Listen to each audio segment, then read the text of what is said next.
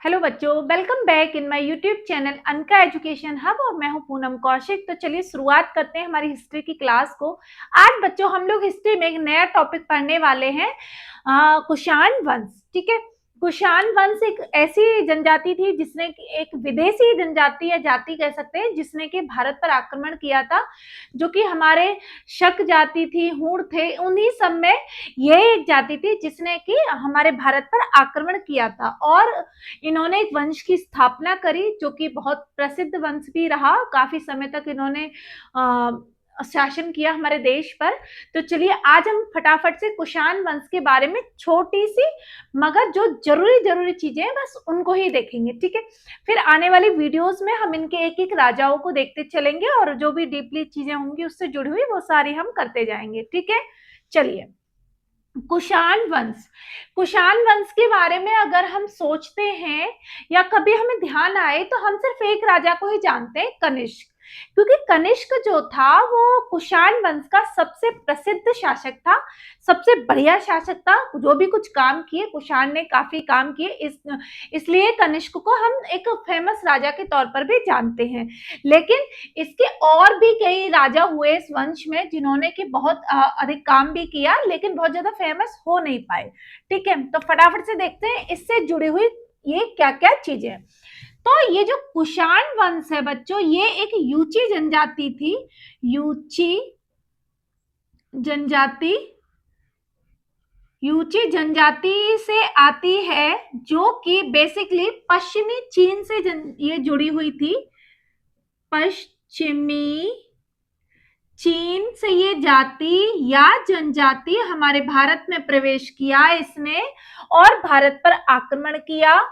जब इन्होंने भारत पर आक्रमण किया तो उस समय इन्होंने शकों पर आक्रमण किया या फिर शक जाति पर इन्होंने आक्रमण किया और शकों को हरा करके इन्होंने भारत में कुषाण वंश की स्थापना करी। लेकिन जब इन्होंने कुषाण वंश की स्थापना करी तो ये जो जनजाति थी बच्चों, ये 4 भागों में बट गई। यूची जनजाति कितने भागों में बट गई? 4 भागों में बट गई। 4 या फिर 5, कहीं कहीं 5 भी मिलता है। ठीक है, 4 या 5 भागों में बट गई। लेकिन जब धीरे धीरे इन्होंने भारत पर अपना अधिकार जमाना शुरू किया तो जो बाकी के जो इनकी 4 ये जनजातियां थी, इन्होंने एक एक करके इस प्रकार से एक एक करके इन्होंने इन 4 या 5 जनजातियों को अपने अंदर मिला लिया और एक मजबूत कुषाण वंश की स्थापना इन्होंने करी। ठीक है, तो क्वेश्चन ऐसे पूछा जाएगा कि कुषाण वंश किस जाति से जुड़ा हुआ था? तो ये यूची जनजाति थी जो कि चाइना से आई थी। उस समय भारत पर किसका अधिकार था? तो शकों का अधिकार था। ठीक है, शताब्दी। अब ये जो कुषाण वंश है इसकी स्थापना किस शताब्दी में हुई? तो प्रथम शताब्दी। प्रथम शताब्दी में इन्होंने कुषाण वंश की स्थापना करी, ईस्वी।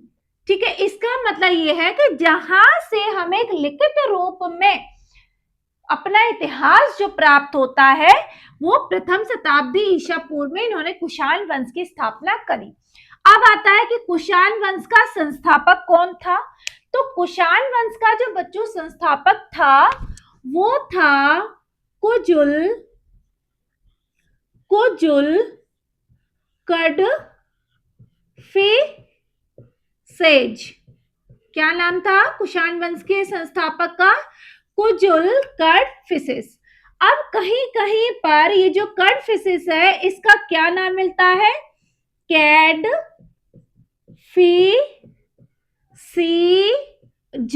तो आपको जो भी अपने क्वेश्चन पेपर में जो भी नाम मिले, कुजुल कडफिसेस या कैडफिसिस, दोनों ही ठीक है लेकिन अलग अलग बुक्स में अलग अलग नाम मिलते हैं, इसलिए मैंने आपको ये दोनों लिखवा दिए।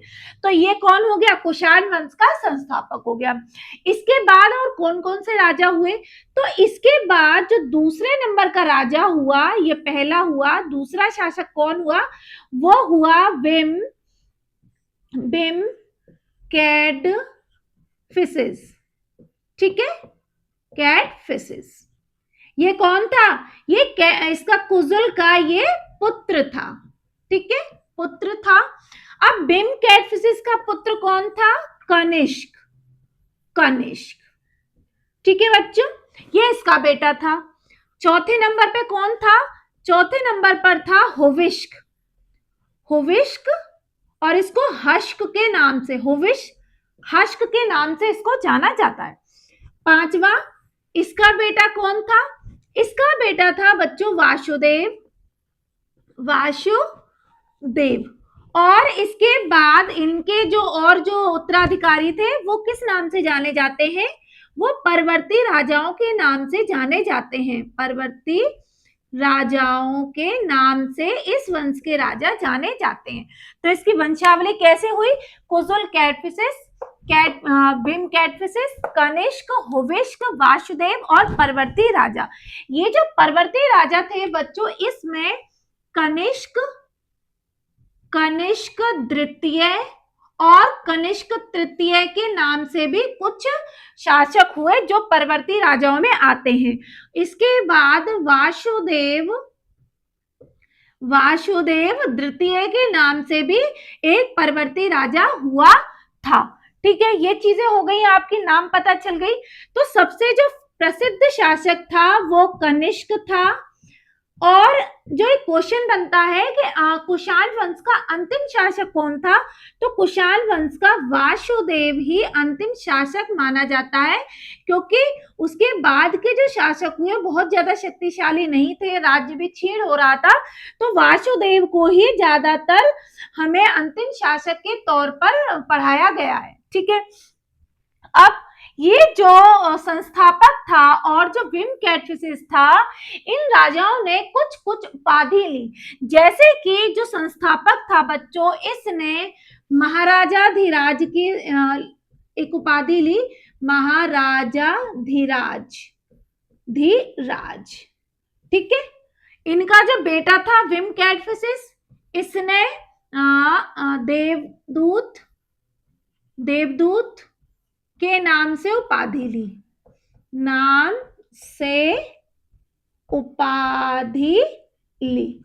और ये जो बिम कैटफिशिस था, ये एक शैव भक्त था, भगवान शिव की पूजा करने वाला ये भक्त था, यानी कि कह सकते हैं कि शैव धर्म को मानने वाला था। लेकिन इसके समय में और धर्मों की भी समानता थी और धर्मों का भी सम्मान इसके समय में होता था। ठीक है, तो आज हमने केवल कुषाण वंश के बारे में कॉमन सी चीजें सीखी कि यूची जनजाति से आए हुए लोग थे, पश्चिमी चाइना से आए हुए लोग थे। ये जो जनजाति थी कौन सी शताब्दी में? प्रथम शताब्दी में वंश की स्थापना हुई। संस्थापक कौन था? कुजुल कैटफिशिस था।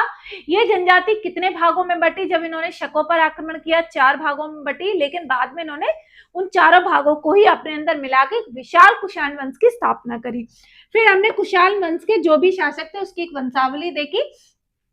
अब हम आने वाली वीडियोस में देखेंगे कि किस प्रकार से ये जो कुषाण वंश के राजा थे उन्होंने क्या क्या काम किए।